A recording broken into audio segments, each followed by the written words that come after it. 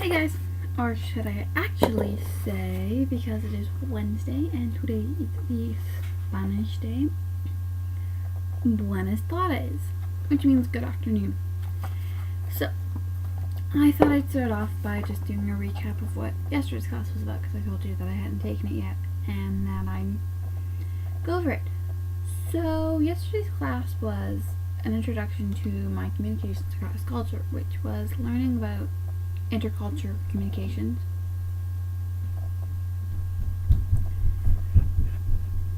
which is basically a lot about, how do I put this? Communicating between cultures and not mixing up meanings. So it's a lot like my oral communications. Actually, I was able to apply part of that towards my communications across cultures, which was nice. It was just a very interesting class. It's a lot of discussion based on assignment and textbook readings and all that. So it was actually pretty interesting. So I had to rephrase that. I was also saying about how us here in Canada happens to be very multiculturalism. And that's just our views on this. So I'm going to ask you guys, what are your guys' views on multiculturalism in your country, or if you're in Canada, or if you're in your city? Because here we have lots and lots of different cultures and communities and everything like that. I mean, close to my house we have a school that's just a Muslim school. It's a private Muslim school. And my views on it is that it's okay, but to a point. I mean, it was saying how were you for or against Canada's giant diversity, and everybody was for it, and I of course had to be the stick out, and I had to say that I was against it, not in all the context, but just in some of it. I mean, they've already, I remember when I was in grade school, we used to do all these Merry Christmas activities. Now you can't really do Christmas activities because it's no longer Christmas, it's winter holidays or happy holidays, and it's sort of like, okay, you're rerouting everything. And now they're talking about taking Halloween and Remembrance Day out of the school, out of the public schools, and I'm thinking, that doesn't make a lot of sense. It's just like, what are they going to do next? Take them out of the Catholic schools? Because I know the Catholic schools, they still celebrate Lent, and they still do Christmas and all that stuff. They still do all those things, where I'm just curious of what are they going to do next. I mean, my thing with Halloween is, okay, yeah, not everybody celebrates it, but it's just a fun holiday for all the kids. Doesn't matter which religion you are, doesn't matter what culture you are, what you believe in, what you don't believe in. It's just one of those fun holidays that gives kids a chance to make believe and be something they're not. So is it really a crime? And my other thing is with Remembrance Day is I may be biased toward this because my mother's godfather is a World War II veteran, and my dad's uncles are all, two of them were World War II veterans also. So I do have a bias towards this because of the fact that you guys want to remove Remembrance Day, and it's without Remembrance Day, with these people these immigrants, I don't want to be mean or anything, but these immigrants who are coming in, who are trying to get us to change everything, it's without Remembrance Day, we wouldn't be safe, and they wouldn't have a safe place either. So it's sort of, no, that shouldn't be allowed. I mean, Halloween, it depends on what you believe in, but it's just a day that kids can be whoever they want. And Remembrance Day is about the respect and the people that fought and died to keep us free. I know, it's just like the States, they remember 9/11 and everybody who died and everybody who sacrificed themselves to save those people. So what is it between 9/11 in the States, where they still celebrate it and nobody has taken that away, and our Remembrance Day here in Canada? It's just like their Veterans Day, which is the same day they call it Veterans Day, we call it Remembrance Day. But it's sort of like, okay, that shouldn't be allowed. I know I'm ranting on this for a little bit, but it's something that's passionate because of my family. I mean, they've given their lives, they've given their time, they've been away from the ones they love, from their siblings, from their family, and now people don't want to respect them. And I remember when my classmates were saying it's like a slap in the face to those veterans who are still living and who are still fighting and everything. They are still living some of those memories because of disorders they've given. But do they ever see their sacrifices wrong, as their time wrong? No. they're proud of it, and we should be proud of them and respect them for it. And we should, on that one day, it's not just that one day that we should say thank you, but that one day is dedicated to everyone. Those who've lost their lives, to those who've kept their lives. And that's just my views on it. So, and I thought that... What? No, I have not. Sorry about that. That was my little brother. He can be a little bit loopsy. But no, so my next topic for discussion is the fall TV shows. I mean, I haven't watched a lot of them. I'm just, like I said, I have night classes, and a lot of the shows I watch are at night, so... But I was able to, I've been really, ever since the promo started coming out, I really wanted to watch Revenge. And it stars Emily Vanderkamp as Emily. It's the story of her father, the character's father, Emily's father, who was actually originally named Amanda. And it was that her father was wrongfully accused, and he told her, and he said that the one thing that he wanted for her was a better life and for her to forgive. That was the most important thing, was to forgive. And I sort of was like, I really wanted to watch it because I hadn't seen, because I love watching things in Emily Vanderkamp. I watched Everwood when she did that. I watched Brothers and Sisters for a while because she was in it, and I love her acting. She's a really good actress. And it's sort of, and instead of doing what her father asked for forgiveness, she goes out and she doesn't kill them. It takes place in the Hamptons, so the first character, she slowly exiled them out of the Hamptons and released their secrets.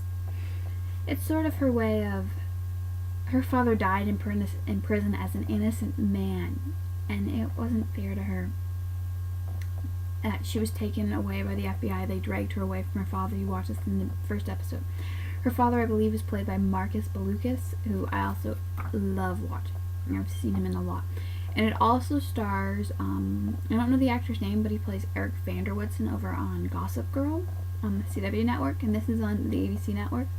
And he plays one of the characters too, and I enjoy watching him. So it's sort of a mixture of actresses and actors that I enjoy watching. The storyline just intrigued me. I've also gotten into a lot of watching the MTV shows. I was babysitting last summer, and I turned on 16 and Pregnant. It was the episode of Tyler and Caitlin. If you know 16 and Pregnant, you know that was the first adoption storyline that they had for that series. And I don't know why, I don't mind watching the drama on those because I know that it's real. It's not something that sort of inspires you to be better or to look at things. I'm not a teen mom, it's just me, but I take care of my brother a lot, so yeah. And then I was starting to watch Cuffed, which is another one they do, and I watched the 16 Pregnant season 1. I go off and on which episodes I'll watch for the other ones. And then I started watching Teen Mom, and then I watched Cuffed, which I watched the first little bit, and it was like, this is pretty interesting. I don't have a lot of time. But about the fall ones, I was really excited to watch Heart of Dixie over on the CW network, which I have to get into. I haven't had time. I've had classes, and I get in and off of Gossip Girl, depending on the storylines. I actually started watching Gossip Girl because of Chase Crawford. I had watched him in The Covenant, and I loved his work in The Covenant. It's just like how I follow a lot of things. I mean, I watched the Taylor Swift music video Mine because Toby Hemingway starred in it, and I was like, but I was a big fan of Taylor Swift anyway, so that sort of worked out for my thing. Just like I watched Feast of Love, which is a movie right after The Covenant that Toby Hemingway did, and I watched that, so I jump between what I'll watch. I was a really big, week by week I'd watch The Vampire Diaries, or if I couldn't watch it in a week, I'd watch it the next day. And I haven't been able to do that because it's Thursday night and I have class Thursday night, so I watched it online. And I also wanted to watch The Secret Circle, which I haven't gotten into yet either. I've heard that it's supposed to be really good. I watched Nikita last year too, which I'm hoping to get back into. I'm a really big thing of Canadian shows, so I watch a lot of. I wanted to also watch Unforgettable, which is also, I watch a lot of these that I can't watch at night. I watch them over on ctv.ca, and I can watch them there, which is nice. And unforgettable, and like I said, I haven't caught back up in Vampire Diaries either. I missed by tomorrow I'm gonna miss like 3 episodes, so I have to go back and I have to watch all those. I used to be a really big fan of CSIs. I mean, I used to love watching CSI New York, CSI Miami, CSI. I used to watch them depending on the actors and that. I actually ended up really getting into CSI Miami, and I used to love watching when they used to have Jessica Angel, who I'd watched. Her actress also plays on One Tree Hill. She plays Nikki, Jenny's mom.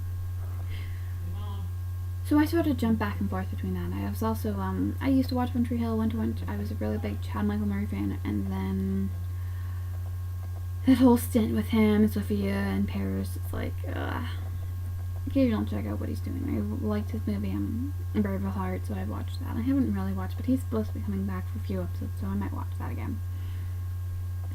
I've also I just used to be a big fan of a lot of them, but I go back and forth. A new cop drama series that I've gotten into is Blue Bloods, and that's a really good one. I haven't caught back up on that one yet either. I haven't had time. No matter, Blue Bloods is on Friday, and so is Nikita, and Flashpoint, which is another Canadian one that's actually filmed in Toronto with a lot of Canadian actors and actresses that have done it. I haven't gotten back into that one, but that's Saturday night, so it's sort of, I don't have an excuse not to catch up on those ones. Yeah, so that's my biff about the TV shows. So my next thing is, I don't know how many of you guys like city buses. I mean, the city buses here in Windsor, where I live, can be terrible. I mean, I need to get my driver's license just so I can stop taking the damn bus. I'm sorry with my language. But it's sort of, you gotta wait.